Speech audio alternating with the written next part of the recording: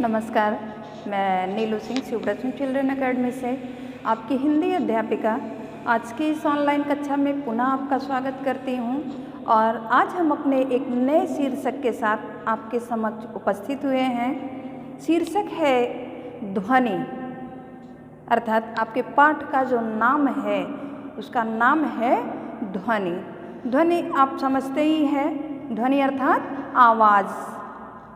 इसके कवि जो हैं वो सूर्यकांत त्रिपाठी निराला जी हैं। तो पाठ को शुरू करने से पहले हम सूर्यकांत त्रिपाठी निराला जी के जीवन परिचय के बारे में जानेंगे कि उनका साहित्य के क्षेत्र में क्या योगदान है और कविता को लिखने के पीछे की उनकी पृष्ठभूमि क्या रही है, कविता उन्होंने किस उद्देश्य के साथ लिखी है, कविता लिखने का उद्देश्य क्या है उनका। तो सबसे पहले हम चलते हैं अपने पाठ के शीर्षक और शीर्षक के लिखने वाले कवि सूर्यकांत त्रिपाठी निराला जी के संक्षिप्त जीवन परिचय पर।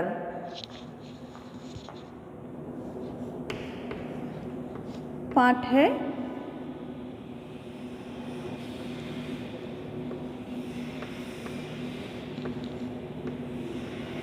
ध्वनि।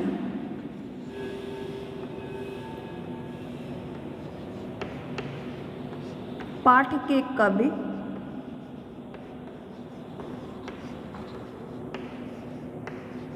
सूर्यकांत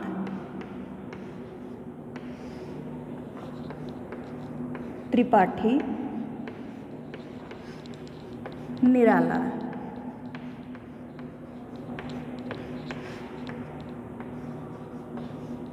जी का जीवन परिचय।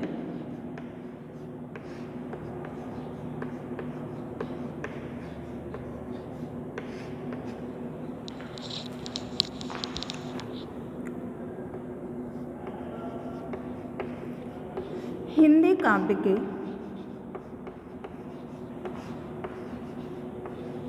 वसंत के अग्रदूत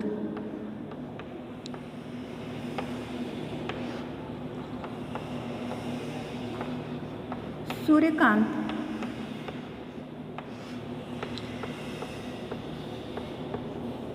त्रिपाठी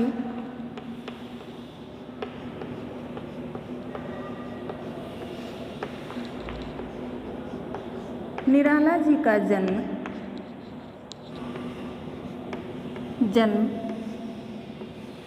21 फरवरी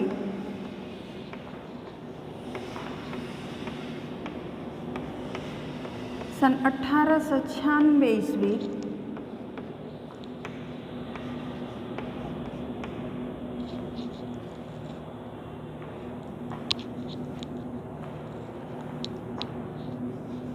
ईस्वी को हुआ। बंगाल की महिषादल रियासत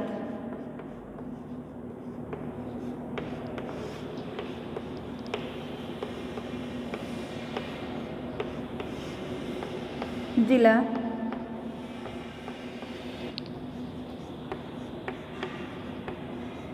मेदिनीपुर में हुआ था।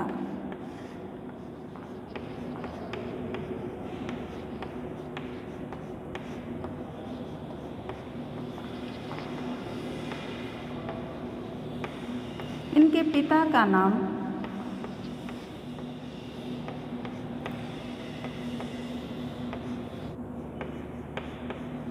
राम सहाय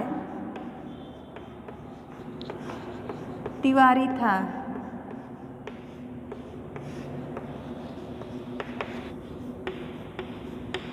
वसंत पंचमी पर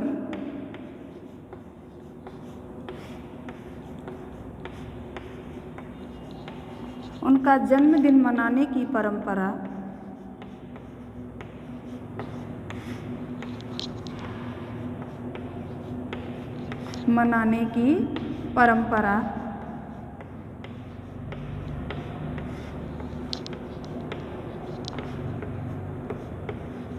सन 1930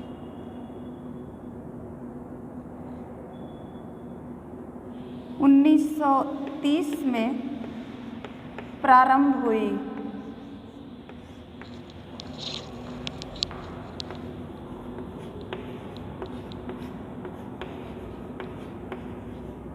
कुछ लोगों के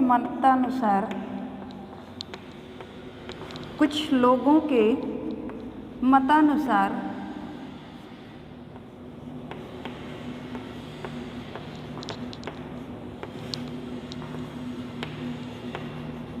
उनका जन्म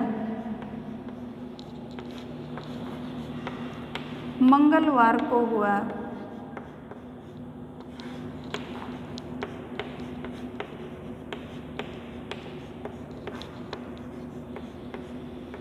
और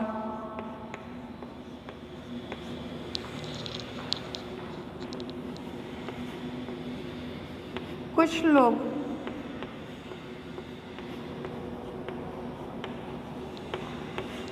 उनका जन्म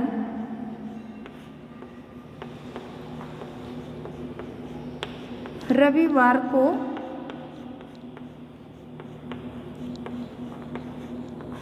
मानते हैं।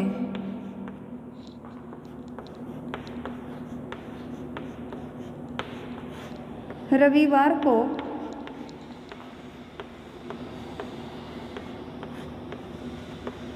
पैदा होने के कारण ही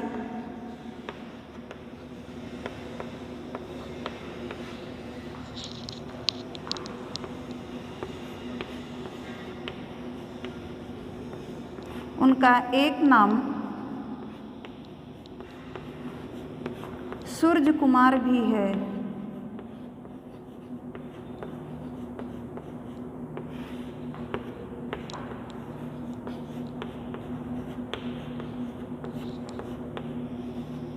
पंद्रह वर्ष की अल्पायु में ही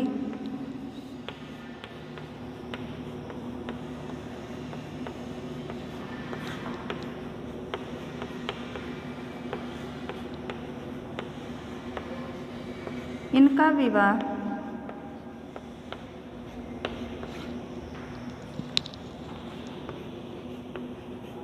मनोहरा देवी के साथ हो गया था।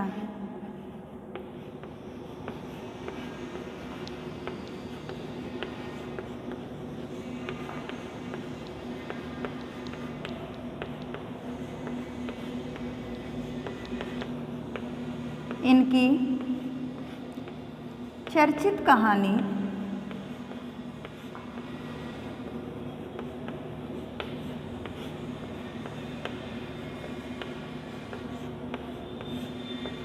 लिली में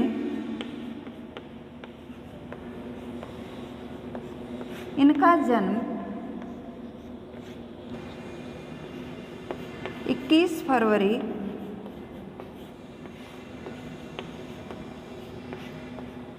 सन 1899 ईस्वी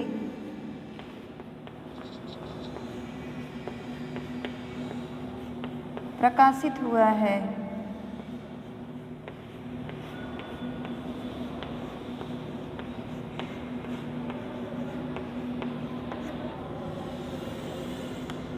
इनकी रचनाएं हैं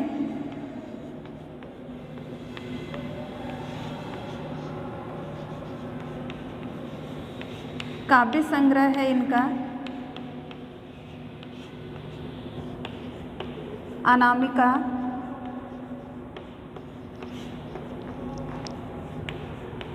आराधना, अणिमा,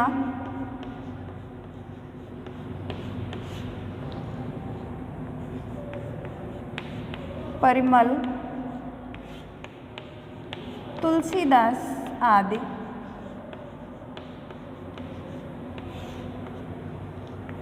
उपन्यास हैं इनके अप्सरा, अलका, प्रभावती, निरूपमा आदि। इनकी कहानियां हैं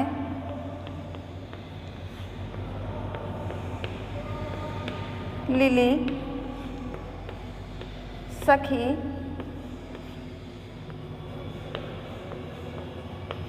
चतुरी चमार,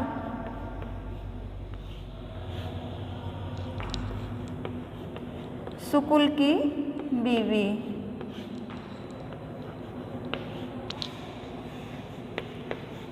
वीवी। ये तो पाठ के कवि सूर्यकांत त्रिपाठी निराला जी का संक्षिप्त जीवन परिचय है कि वो हिंदी काव्य के वसंत के अग्रदूत कहे जाते हैं। इन्हें छायावाद का महेश भी कहा जाता है, छायावाद के कठिन काव्य का प्रेत भी कहा जाता है। कई उपनामों से इन्हें विभूषित किया गया है, कई उपनामों से इन्हें विभूषित किया गया है। विद्वानों के मत में भी मतभेद है इनके जन्म को लेकर के। कुछ विद्वान इनका जन्म जो है 21 फरवरी सन 1896 ईस्वी को मानते हैं। तो लिली कहानी जो इनकी बहुचर्चित कहानी है उसमें निराला जी ने स्वयं अपनी जन्मतिथि प्रकाशित करवाई है, जिसमें 21 फरवरी सन 1899 ईस्वी लिखा हुआ है।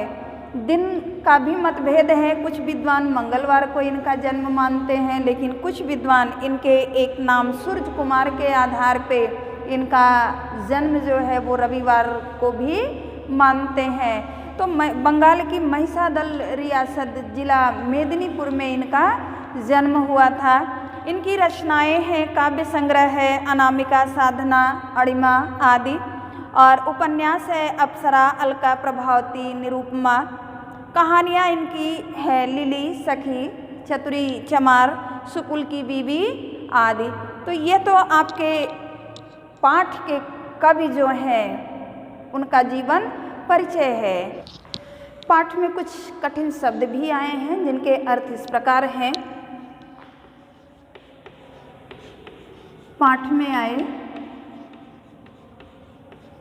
कठिन शब्दों के अर्थ।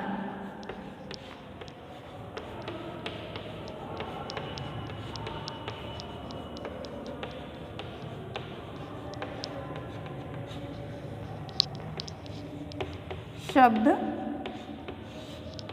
अर्थ।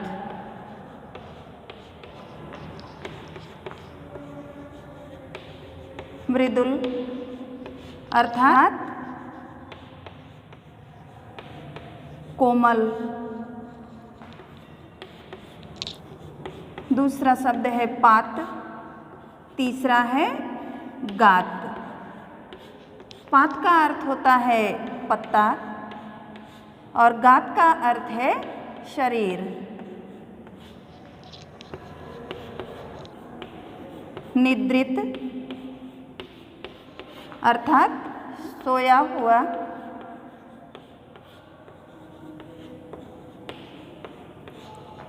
पांचवा है प्रत्युष, प्रत्यूष अर्थात प्रातः काल।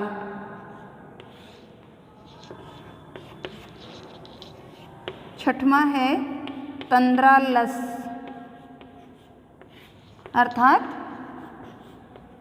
नींद से अलसाया हुआ।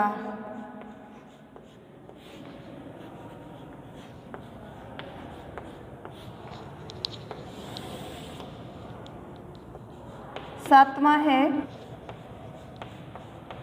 लालसा अर्थात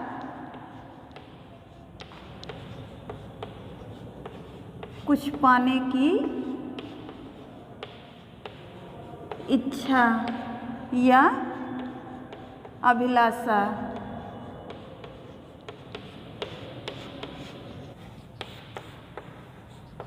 नव अर्थात नया।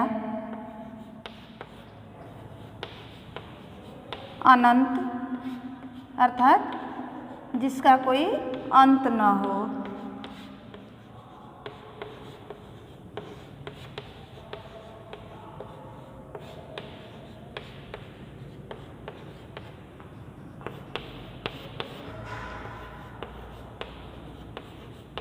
सहर्ष यानी खुशी के साथ। या स्वयं। ये तो पाठ में आए हुए कुछ कठिन शब्दों के अर्थ हैं।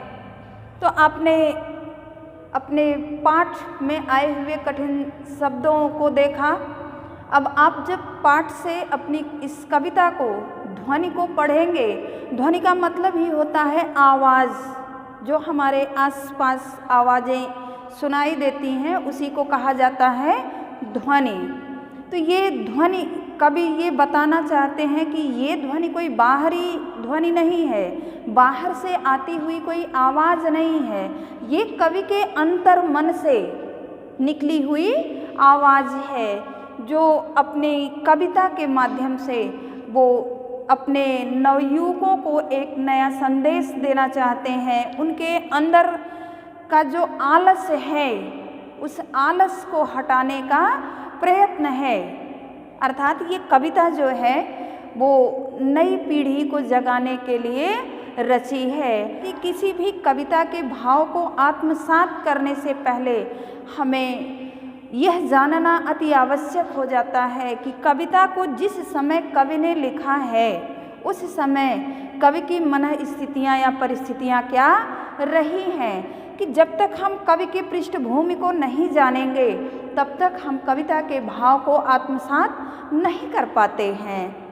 समझना और कविता के भाव को अपने अंदर समाहित करना, दोनों में बड़ा फर्क होता है। तो कविता जो है ये भाव के साथ पढ़ी जाती है और भाव के साथ ही समझी भी जाती है, क्योंकि कविता भावात्मक होती है।